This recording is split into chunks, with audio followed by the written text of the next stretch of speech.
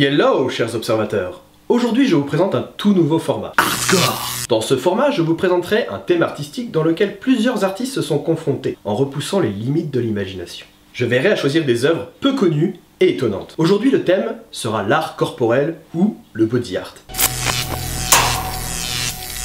Je vous ai sélectionné 8 œuvres étonnantes qui utilisent le corps comme outil ou comme support dans l'art.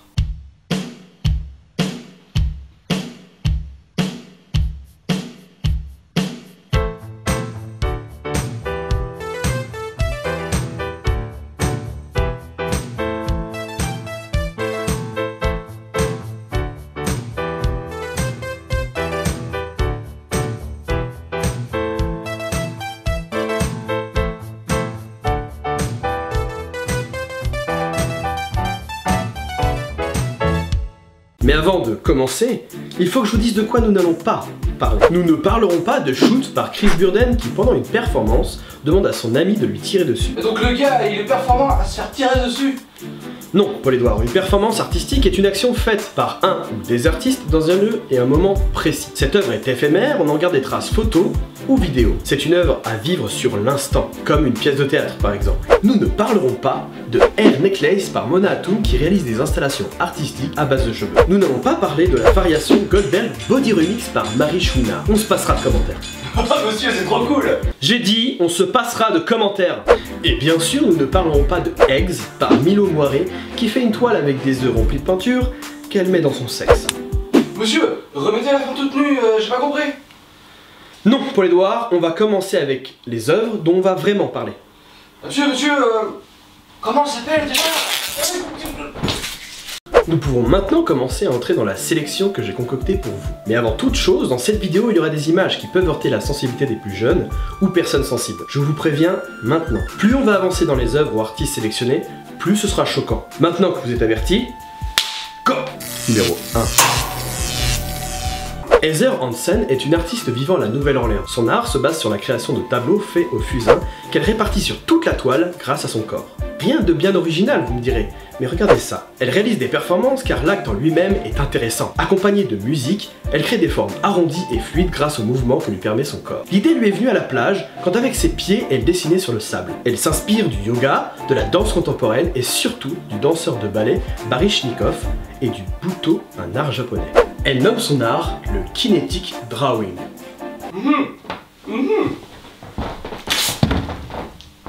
Qu'est-ce qu'il y a pour les doigts?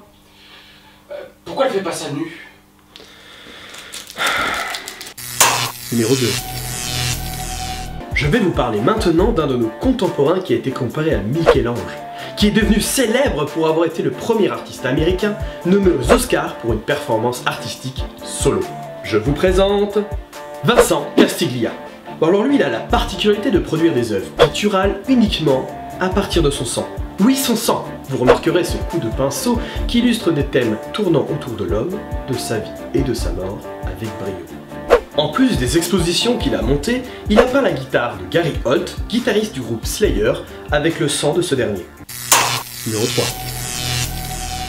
Nous allons parler d'une artiste française qui modifie son propre corps pour l'art. Orlan est une des plus grandes artistes françaises reconnues à l'international. Elle utilise la sculpture, la photographie, la performance, la vidéo, la 3D, les jeux vidéo, etc. Entre 1991 et 1993, Orlan subit 9 opérations de chirurgie esthétique, qui seront mises en scène et retransmises en public. Ces transformations physiques, dont la pose d'un plan protubérant sur les tempes, révèlent d'une décision artistique. Je la cite, « Je souhaite faire une nouvelle image pour faire de nouvelles images, retirer le masque de l'inné et redéfinir le principe même de l'identité. » Pendant ces opérations performance, elle lit à haute voix des livres. Attendez, ce n'est pas tout. Le monstre courant, tatoué, ambidextre, hermaphrodite et métis. Que pourrait-il nous faire voir à présent sous sa peau? Oui, le sang et la chair. La chair extraite des opérations, oui, sa propre chair, figure désormais au cœur de stèles de verre, sur lequel sont gravés en 15 langues des extraits de ses lectures. Numéro 4. On va commencer à rentrer dans du sérieux. Je vous présente Marina Abramovic. C'est une artiste qui a beaucoup marqué l'art avec toutes ses performances. Je vais vous parler de celle qui m'a le plus marqué personnellement. C'est une artiste qui teste souvent les limites de l'être humain dans son comportement. Rythme 0 est une performance pendant laquelle elle restera 6 heures debout à côté d'une table sur laquelle étaient disposés 72 objets. Des photos, un boa à plumes, des roses, jusqu'au couteau en passant même par le pistolet chargé. Monsieur, je la sens pas votre histoire là. Tu verras.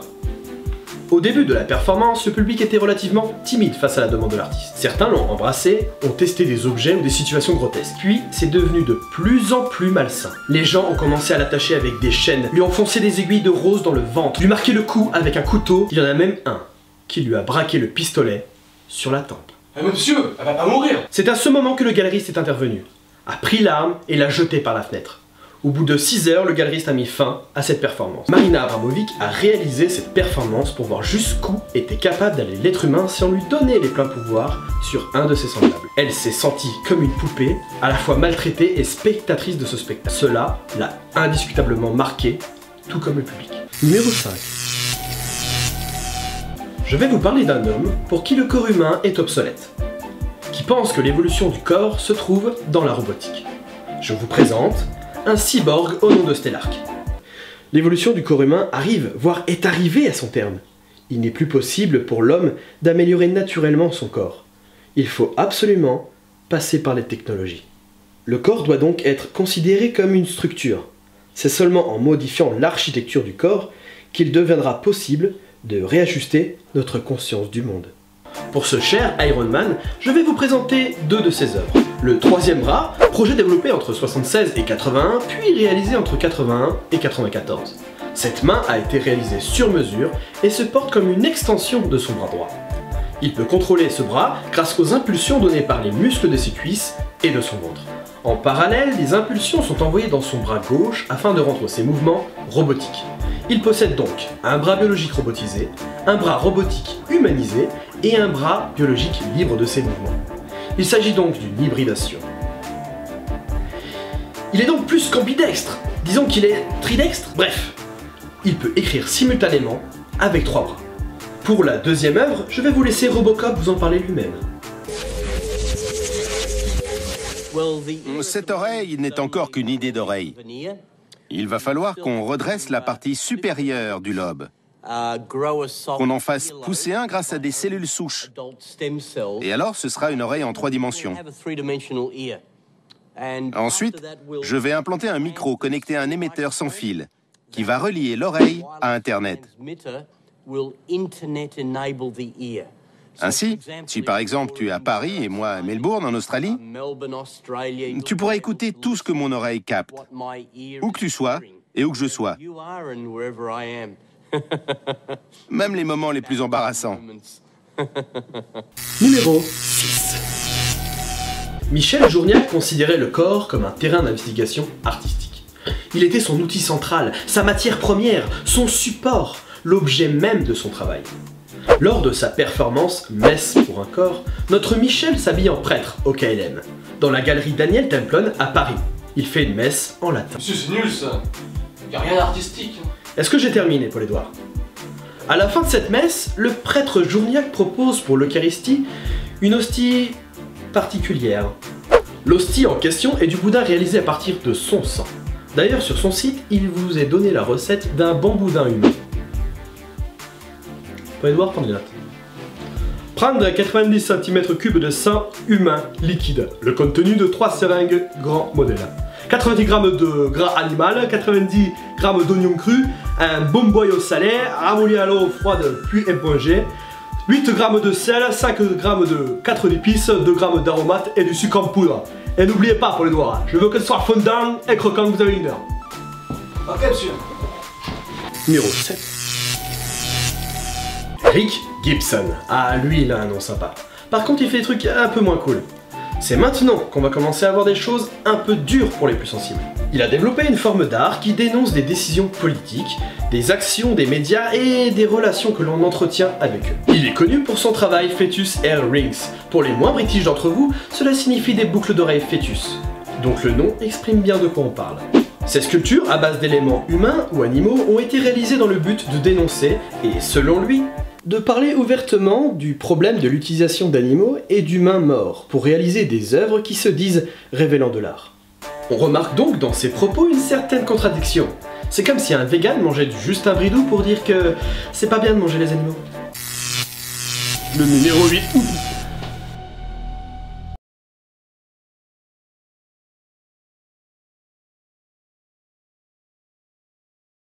Mesdames, mesdemoiselles, messieurs, je vous présente l'homme qui se fait appeler Dr Death. De son vrai nom, Günther von Hagens. Les petits enfants sont priés de quitter cette vidéo et d'aller gentiment lire un oui-oui. Car là on arrive sur le dernier, soit le plus hardcore de tous. Günther von Hagens est un Polonais mondialement connu pour son exposition Body World qui met en scène plusieurs sculptures. Cette expo a été vue par plus de 40 millions de visiteurs. Bon, il faut que je vous dise quelque chose. Toutes les sculptures qu'elle expose sont des cadavres. Paul-Édouard, tu veux sortir? Il a inventé un procédé appelé plastination. Après avoir dépecé le cadavre, il le congèle, parfois le découpe en lamelles fines et fiche tout ça pour finaliser les sculptures. Son travail a permis à des centaines de scientifiques de pouvoir conserver des cadavres afin de mieux les étudier.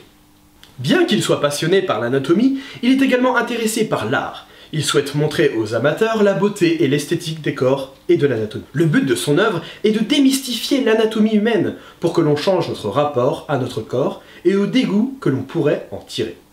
Il veut que le corps entre dans la conscience collective. Mais attendez, malgré le génie scientifique de cet homme, son travail reste énormément contesté, car volontairement choquant et provoquant par les positions des corps. Certains voient comme une profanation, ou en tout cas un manque de respect des défunts. Mais une question se pose. D'où viennent tous ces cadavres? Eh bien justement, au début de son projet, on a beaucoup de mal à retracer l'origine des cadavres. À Skip, c'est pas légal. On sait qu'il a commencé par des cadavres de prisonniers chinois, mais il y a beaucoup de suspicions sur leur provenance car certains ont des impacts de balles dans le crâne. Aujourd'hui, il n'y a plus ce problème car beaucoup de gens lui font des dons de leur corps après leur mort. Ce qui, à ce jour, lui fait un total de 5800 cadavres à sa disposition. Voilà, c'était le travail de Günther von Hagens, le scientifique qui mettait en scène des cadavres.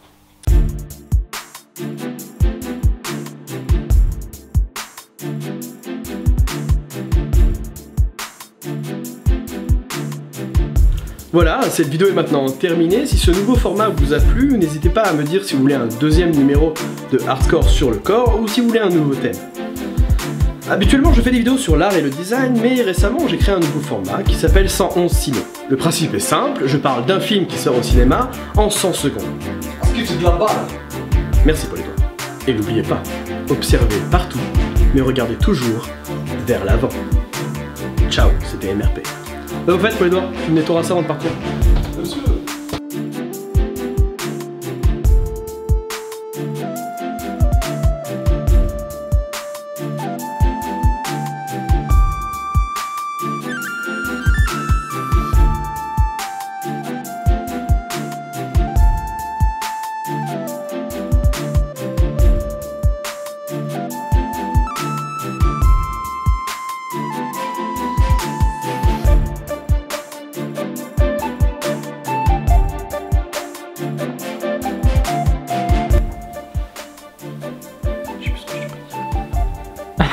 Non, ça c'est tout à la fin. Bah c'est fini là. Ah oui, bah tu dois dire ta phrase et dire au Paul-Édouard tu nettoies. Ouais, c'est bon.